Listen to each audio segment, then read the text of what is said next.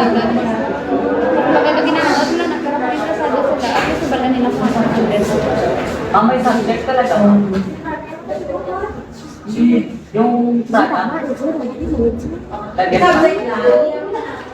Yung Prada pa lang. Like, ibutang mo talaga. Ay, yung Prada.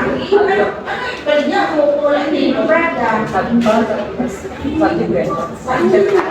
Subject siya na word pa ba? Yung name ng Prada, parang ang Prada is nilari ang doon yung subject pa. Direct ka lang. Direct ka lang na name ng Prada. Oo, gusto na. Yan, ano na kabutan na house sa sample? Nabutan sila subject? Oo, subject. Nilagay na ang new din Prada. Ang new Prada. Nag-garner.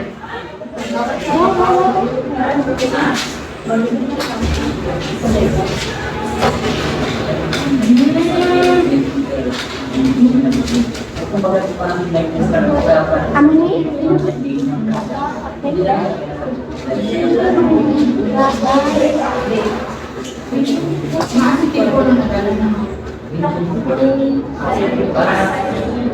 Ano sila ganit? Hindi na sa mga ko ano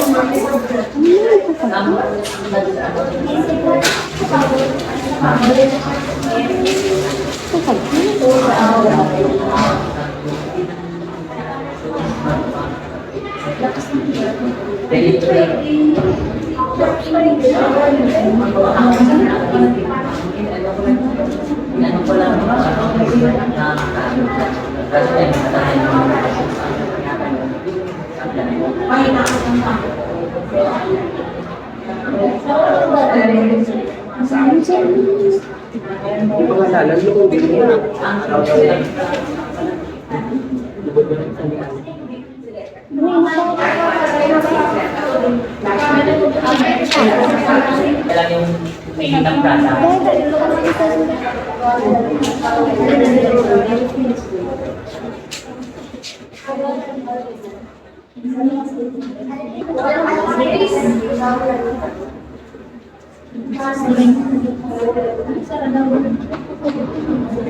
O, sige naman.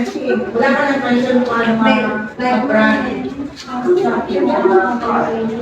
Ano ako? Amo ganito ang research ko. Amo yung binaas ko na mga kakunay. Kaya di ba kung maghambal ka lang at choose lang din siya. So, dapat magutang ka ng specific name sa like that. Nag-mention ka lang, latest update or our product.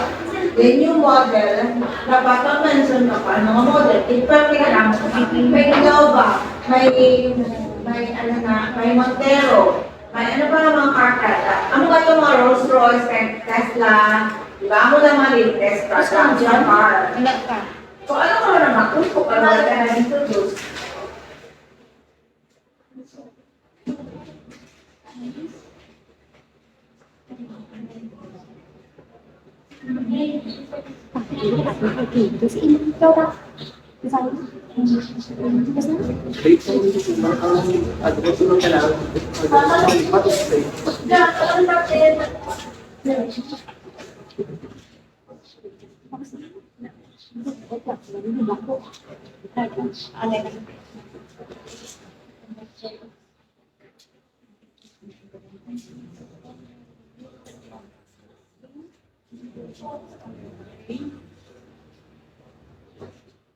Pwede ba naman sa campus ko na i-mention mo na iyan?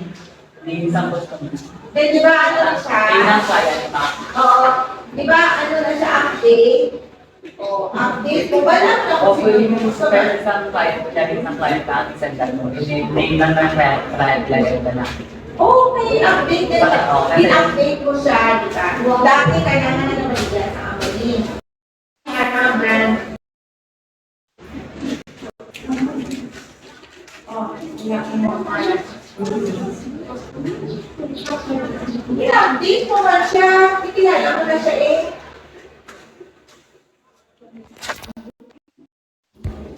Thank you, Miguel. Bye, guys. See you later.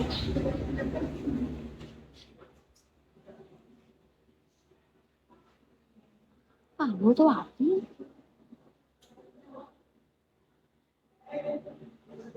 If